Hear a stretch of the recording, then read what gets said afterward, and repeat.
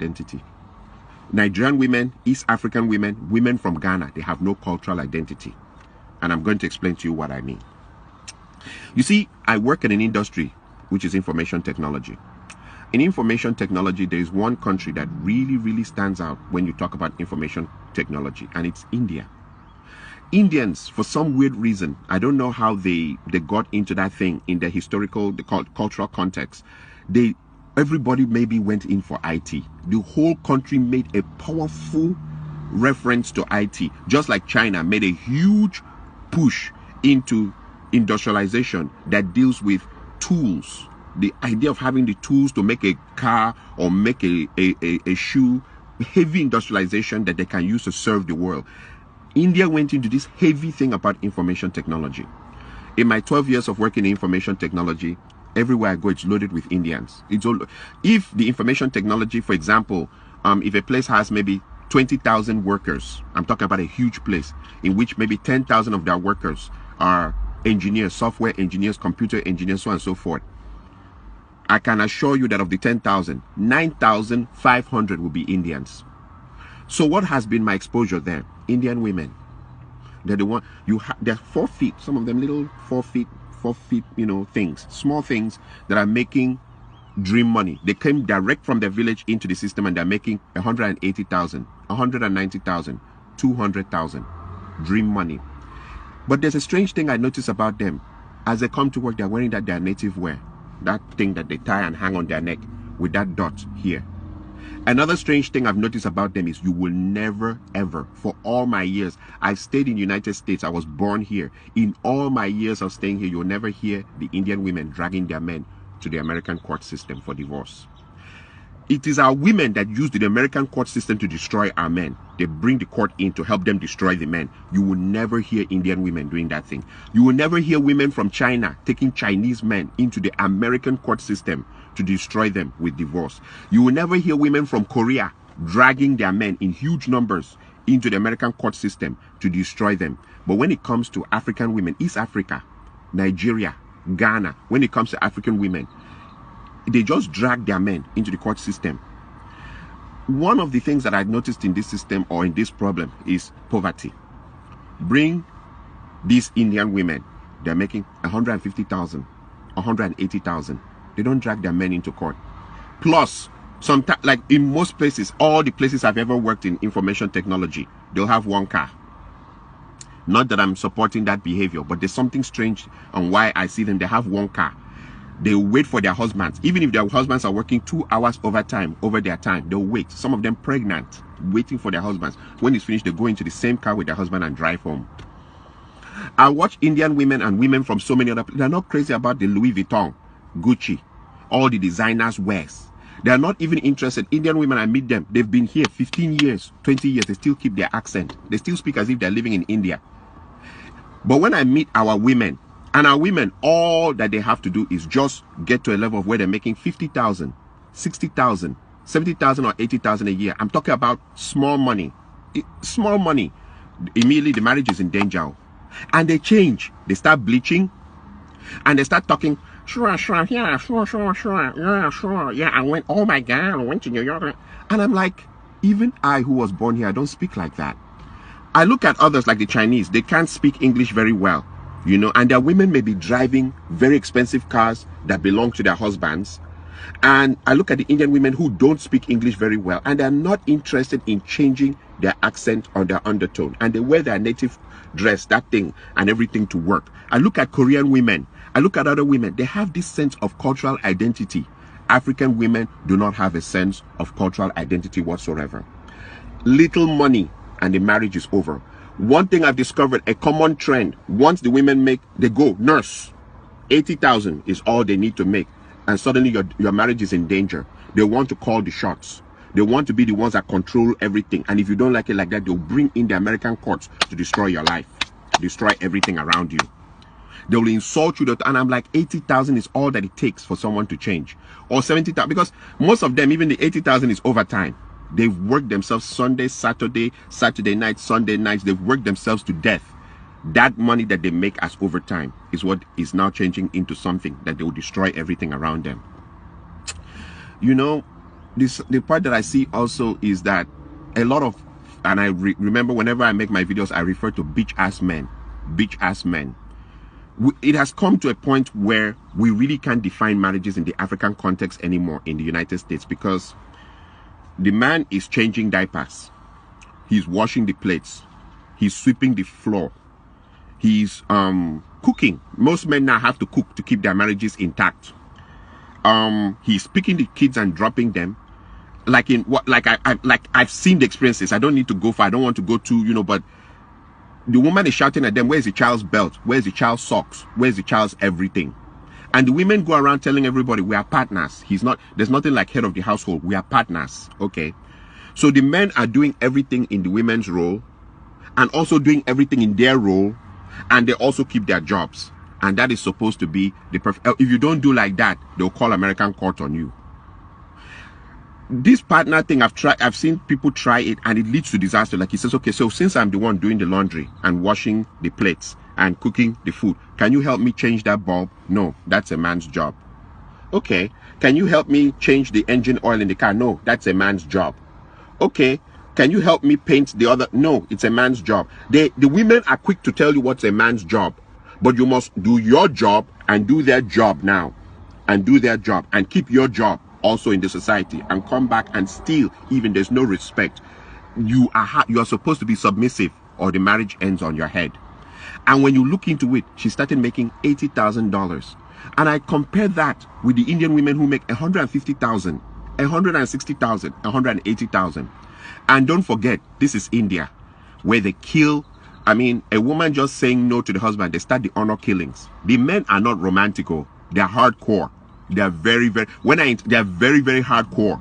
The way they order their families about and their women about. They are not romantic. They are not taking their women to Dubai. They are not buying Louis Vuitton and expensive perfumes and undies for their women. They are not doing any of that. And when they come to work, they're smelling of turmeric and all those things that they put in their food. Their men don't spray. I mean, some of them, they come and I see the same jeans, the same shirt for years. But their women stick to them with the kind of money they're making.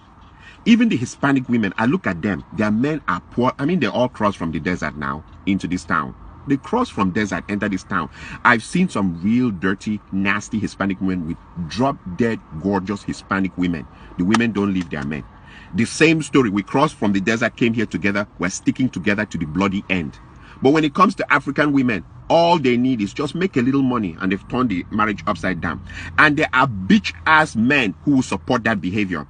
In fact, those women are more celebrated here than even married women. You see a man, if he wants to do his birthday party or his child dedication ceremony or burial or anything, he's inviting all the divorcees who threw their husbands out of the house. They have so much honor. In fact, so many people are calling them and congratulating them for throwing out their husbands out of the house. And sometimes when you go into investigation of why the bitch-ass men are supporting that, is because there's a competition. Africans in America compete to the point of death here in America. Which car someone is driving, which kind of house someone is driving, which kind of job. That's why Africans, it's better you stay away from Africans here. So since everybody's competing, if the woman can turn her house upside down and destroy it, she's already done the job for the man's enemies out there. They are applauding her. They now call her for parties and call her to come and drink in their house. And then there's the part two. When they throw their everything away, a clock starts ticking, a timing clock. Who is going to be the first guy to fuck her? Now that she's on her own, now that she's single, now that she's by herself. And it leads to a proverb from my area. There's this famous proverb from my area. They say that there's nothing as shameful as a big woman to uncover white hair for small boys to enter. White hair. Small boys will enter, come back with stories how they slap that ass, how they shaked it up and how they run it around and stuff like that. And you'll be like, and in her mind, she's showing this attitude. She'll go onto her Facebook website and right there, I'm too blessed to be depressed. As they go lower, we go higher. Yep, we girls are flying higher. Hashtag liberated sisters. And then you wonder what is wrong with African women. Ghanaian community is the first community I've seen that fourth marriage, people fool. Fourth marriage. And if you put your ear to the ground, they're still blaming the men at the fourth marriage of the woman. She's married, the first one divorced, second one divorced, third one divorced, fourth marriage, they fool. They drink, they chop chicken, everything, and they're talking about how all the other three men, there's something wrong with them. that they were animals, that they were this and that. And you wonder, is it always the men that is the problem? Same with the East African women. They will divorce, 3 divorces, 4. Somehow, the story will be twisted. It's always the men's fault. And she's marrying. She can marry up to 7 times. Nobody knows what's going on. I am saying this because too many men's lives have been destroyed because of people who think they are in America. This America thing. Okay, I normally ask this simple question. What if a man became very rich and he had a house in America and he had a house in Canada and he had a house in Germany and he had a house in Japan? He had houses all over the place. What happens there? Is it going to be that as you bring a Nigerian or a Ghanaian or an East African woman to your house in America, she acts American? Then when you cross her over to the house in Canada, she now acts like she's Canadian. And then when you cross her over to the house in Germany, she now acts like she's German. And then when you take her over to Japan, she now acts Japanese Hong Kong, Kung Fu, Japanese Kung Fu, Shinto-kan, you know? What is it like? Do African women have cultural identity? Do they have any cultural identity? Do they have any loyalty in them as human beings? Do they? Or they're just moved by every wind of doctrine, every wind of thinking. And the hypocrisy, like I said, is now a lot of marriages, the men are the ones doing the women's roles, their roles, and keeping their jobs. All that to keep a man. And you see the men still coming, they come out with a big agbada and turn it and throw it up and stand and say, hey, I want to thank my wonderful wife. I don't want a marriage for the sake of what it looks like in the public. I want to be happy about it inside in my life. The show of that out there in the public, it looks good, but meanwhile back home I'm swallowing Percocet, I'm swallowing high blood pressure medicine, I'm swallowing all kinds of things to stay alive because I want to show people that I kept my marriage going. It's crap, it's bullshit, and that's for bitch ass men. I would rather live longer for my children than to stay in something that is horrific and try to keep it going. One side is always throwing the fishing bowl in the sky, one person is always trying to catch it. When does the other person become mature and stop? Oh, because they're making $80,000. Like I said, come and see the Indian women. 150. The husband is making 180. 200. The husband is making 190. People are making dream money. Indian community, I've never seen anything like that before. In IT, they own it. Google, Facebook, everywhere, they own it. And they're making killing money. Those guys hold cash, dream money, and their wives are not going crazy. You see their wives by their husbands all the time. The other final part I'll leave you with is I thank God for Trump. I thank God for Trump because Trump has defined what America truly is about. When you come to a situation where a man, he's speaking on behalf of millions of people, talking about how he sees things, how he understands things from these millions of people who voted him in, you will understand that for you to come to this country and destroy your life, you're the most stupid person on earth. Trump make it clear that if you're a minority, we don't count you among people. And these are the owners of the land talking about that. If you're a minority, we don't count you. And you see other minorities, like I said, the Indians, the Koreans, the Chinese, other minorities, it's like they intrinsically know this is not their land. So when they come here, they hold themselves. It's not something you need to break your family apart over. It's not something you need to go crazy about. And you're 40 years old and you're now wearing mini and going back to the club. Nobody goes crazy except African women, Ghanaian, Nigerian, East African. They go crazy. They go crazy. And I'm glad Trump has told them it doesn't matter how you do. Sure. Oh yeah, that we still don't count you as part of us. We don't. We know where you're from. And that it doesn't matter how much money you make here, is because we let you stay here. And I'm glad that he has pointed it out and cleared it out and activated so that when you now take your husband or take your wife into that system that doesn't regard you as something and destroy everything, I glorify God, because some people have wisdom and some people do not. And I also thank God for that the bitch ass men who are rejoicing on how other men's demise, like they're rejoicing that other men were destroyed that way, you know, so that, you know, so because it has lowered the competition. Now I have won. I'm going up. He's coming down. That God will punish them. God will never. Since you can't rejoice in people doing well, but you're waiting for people to go down so that it can. If is that what you needed to be victorious, then you're fake. You're as fake as it gets. You needed his wife to turn on him so that you can win. That is why you're all everywhere. Divorced women are being celebrated as the best women in earth here in America. Everybody call them for parties, call them everywhere, give them money, do everything, and sleep around with them, because that's the thing. You're all sleeping around with them. Nonsense. Oh, and by the way, I want to also finally use this to kill one argument. The argument, I hear a lot of men now saying, they're cursing their fathers. That our fathers who didn't sweep the floor, wash the plates, cook food, change the diapers, totally emasculated. I mean, men are totally emasculated. They're doing everything, doing the laundry. That our fathers who didn't do that were useless. We're better than them because we're doing our role, the women's role. We're Superman.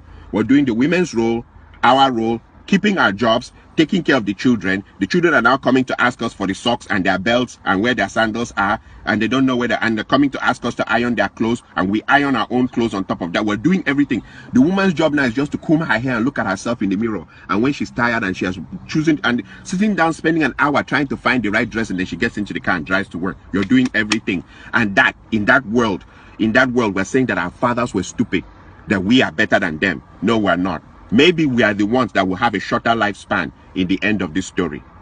So you know what, I'll leave it at that. Like I said, I normally say very controversial things, and I speak for just a group of men, not all men though, because there's too many bitch ass men now, men who are not real. I know how the reaction will be here. You guys can come in and insult me and talk whatever you want to talk, but I've put my point down. African women have no cultural identity, and I think their background of poverty has made them that when they see small money, they lose control of themselves. Thank you.